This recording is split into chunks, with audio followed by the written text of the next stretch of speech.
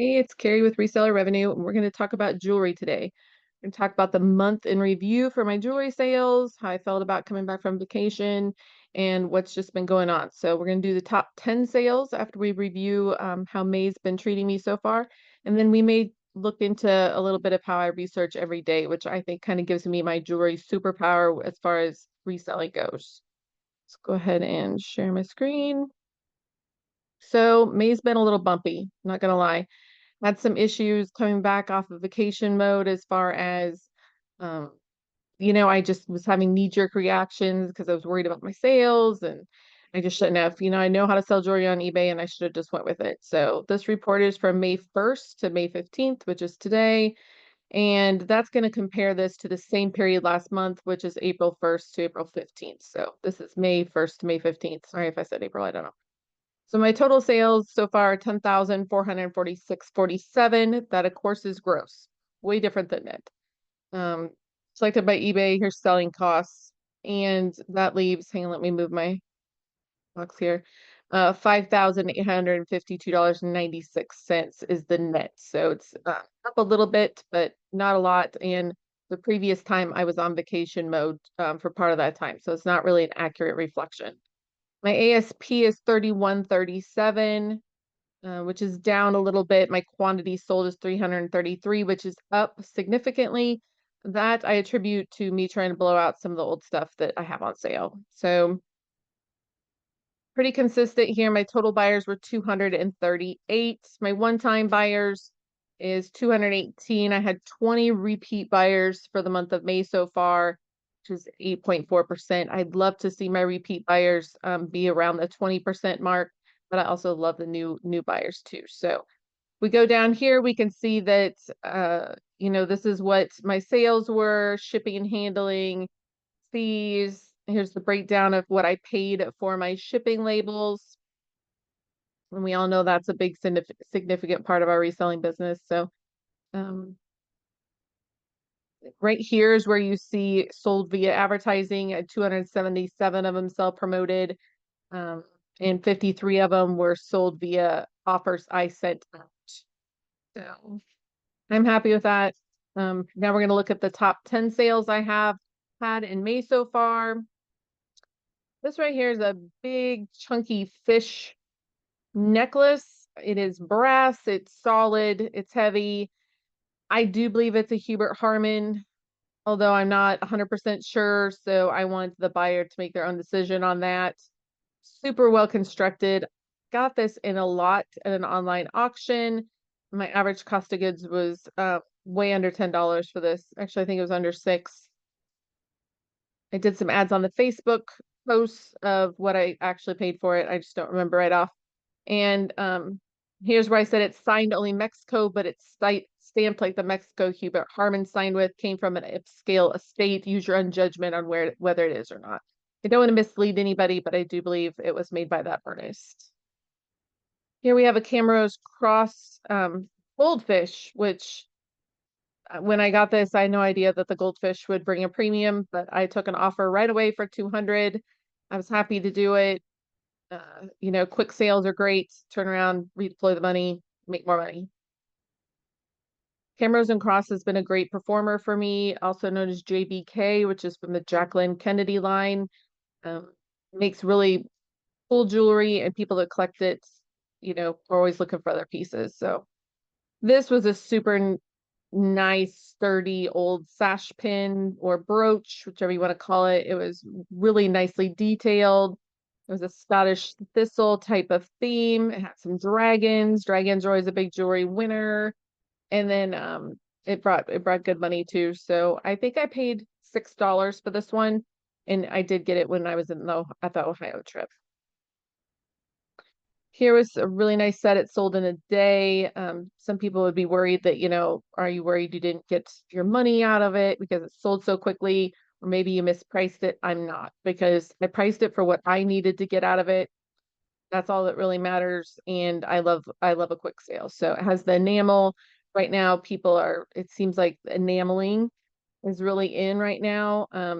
You can see the best example of the enamel was in that right here.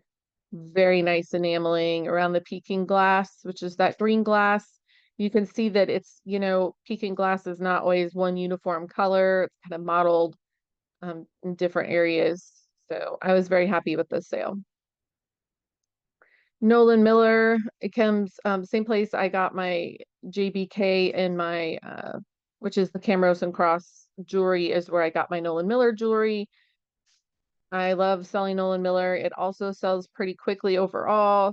Didn't find this exact set anywhere to comp off of, but it sold pretty quickly also. It was listed May 1st, so it did sell pretty quick. This is a David Anderson enamel bracelet. I did take an offer on that, so I didn't get quite what this says. I got this on Whatnot. I believe I paid $3 or $5 for it. I can't remember which. Again, it's kind of got that gouache pattern to it, and the name right there on the stamp, David Anderson. Always a good, I don't think I've ever had a bad piece of that. So I really liked this charm bracelet by Nolan Miller. It's got all the little charms, and those are all brooches from Nolan Miller. They're all like little miniatures. I love that. So it was really nice. It also sold really quickly. I listed it May 3rd. So quick sale. I have $15 into most of the JBKs and the Nolan Millers. Was my average cost of goods from that buy. This was an Elizabeth Taylor set of earrings. I don't think they'd ever been worn. Really nice condition. I got them on Whatnot for, I believe it was $3. This was a Christian Dior. It had the necklace with this Christian Dior that matches it, but I sold the necklace separately. And then I sold these two together because the earrings brought value to the bracelet, or vice versa. I guess you could look at it like that. I was happy with this price. Let's see what I put in my description for my comments. Oh, there was a few tiny rhinestones missing on the ends of the earrings. The bracelet was not marked and the necklace was sold separately, but the necklace and the earrings were marked and they were obviously a set. I'm not worried about that at all. They were definitely a set. And I don't even know if you can see where the missing rhinestones were. It really wasn't noticeable at all. I think it was on this end, but I did disclose that. I love a good old locket, especially one that has the paste stones in it. It had some wear, but it was a neat old locket. There's the signature. And it didn't sell as fast as I thought maybe it would. I listed it April 29th. So before I quit sharing my screen, I just want to say that I do think research is what kind of helps me on a day-to-day basis, both with sourcing and selling, because I don't ever want to spend a whole ton of time doing my research after the fact. I want to have my research mostly out of the way before I even go sourcing. And that's, I think, how we find good items. And I've done this with you before. Every single day I go in and I pick either a brand name, I pick an item or a category. So today I'm just gonna hit for vintage brooch. Do this every day, at least for an hour a day. It's part of my job. It's part of our job. And it helps sourcing. It helps also me be able to price things a little faster when I do get things. So there's the vintage brooch section. And of course, I'm going to scroll down to solds because it doesn't really matter to me what other people list their items for. It matters to me what they're selling them for. And the very first thing I'll do is I'll just kind of slowly scroll and look at the solds in the order that they, the most recent, because that will tip me off to both, uh, what's in style, what's going out of style. Like it just kind of is just the most current things. I have said this before, and I sold one this morning. Some of those JJ pins do hold pretty good value. Granted, this isn't maybe as high of an item as what I would like to sell, but if I already had it and it came in a lot, I would probably lot a lot of those by themselves. They do pretty good if they're unique at all. There's a DeMario brooch, which is nice. Doesn't surprise me that it'd bring that kind of money. This is just a reminder that this kind of stick pin here is called a jabot pin. A lot of people will just put it under stick pin and you're missing out on the people that do collect those jabot pins. If you notice how the both has both of the ends, there you go. That is a jabot pin. Let me just go back to this tab here. So I just kind of scroll down. I will note anything that I find unique or different or surprising, I will keep it on a list if it does kind of shock me so that I can remember it later. And um, wow, that was a great deal. Somebody got a phenomenal deal on that. This is a Western Germany set, I bet. Yes, it is. And it's some of the enameling kind. See where it's got that good enamel on it? This will sell for over $100 all day long, almost instantly. So great buy for somebody. Wish it had been me. And I like to just look to see, like this was also a good buy from somebody. It's got some I think that's a gouache. Yep, got some gouache roses there. They're not necessarily a high price trio, but that was a nice little set for $10. So I'll just kind of scroll through, see what's going on, see if there's anything.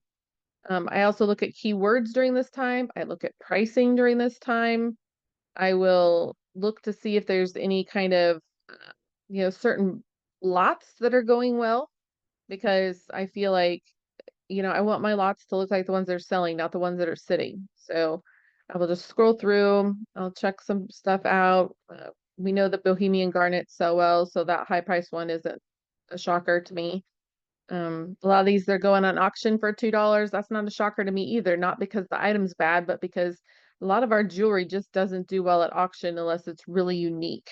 So I really recommend not selling on auction unless you have something that you just have no idea how to price it because it's that good or that unique. So that's a beautiful brooch there. I do not use things like Juliana style. If I'm not sure it's Juliana, I do not say that it's Juliana. There's Weiss. And by doing that, there's the Is It Juliana database online, and you can look it up, and just remember that they do come in different color patterns. So if you find one that is exactly like yours, but it's a different color, that's fine.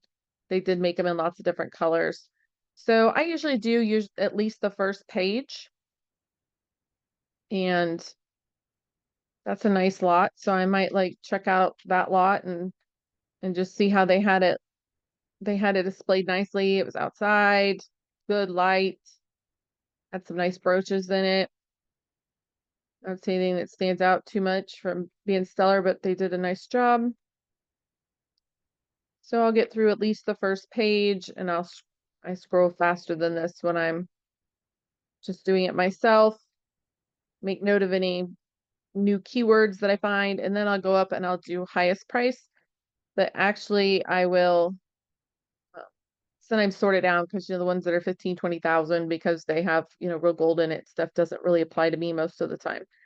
So I'll go over here and I'll do a minimum of, I want to see some of the higher end, better items. So I might do 200 today, and my max, I might do 500 just to kind of see what we got going on. So that's an interesting one right off. Micro mosaic. I think this is an actual true micro mosaic. Some of the ones we call micro mosaic aren't. Yeah, this one's really nice. This is a true micro mosaic. See how small the little pieces are. Beautiful color. And it's a bug. Everybody loves a good bug piece of jewelry. Very nice. Very nice brooch there. So I will just kind of scroll down. I'll see, is there a certain brand that's selling well? Sometimes I take the lots out, and by doing that, I'll just put minus lot in the search bar, and that takes away any of the lots. But today I don't mind looking. Look at that lava cameo. Very nice lava cameo. They have a video too. Very nice profile. Good lighting in their pictures. That's what the back would look like. I like to look at this stuff because how am I going to know if I have one if I don't know what it looks like? So don't be afraid to go in there and check out these solds. There's some nice lots that brought good money. Good for them. I have not heard of this maker before, so that's definitely one I would go in and check out because I have not heard of this maker, and I want to know more about makers that I haven't heard about that are bringing $500. So there is the signature right there. Mary Gage Sterling. So I will want to make note of that for my research for today. That one's gold, so that's anything that already has gold. You know, I know about the gold. There's a nice coral craft piece. And oh, there's a nice mazer set for $499.99. That doesn't surprise me because, you know, mazer can command a pretty nice premium. Sometimes on the originals, Eisenberg originals, I will go in and I will just want to see what the back looks like to make sure, you know, is usually the Eisenberg originals say Eisenberg original across the top of the right here, but can't really see it. I'm not saying it's not, or there. That's probably where the signatures right here. They look a little differently than like the Eisenberg ices and stuff. And just to bring this up while we're scrolling is that if you would be willing to do a store review or allow me to review your store with you and give you some pointers on titles and pricing or photos, I would love to do that if you would allow me then to put it on this channel. If we do the store review together and you don't like how it went or you just don't want it to be shown, of course it won't be.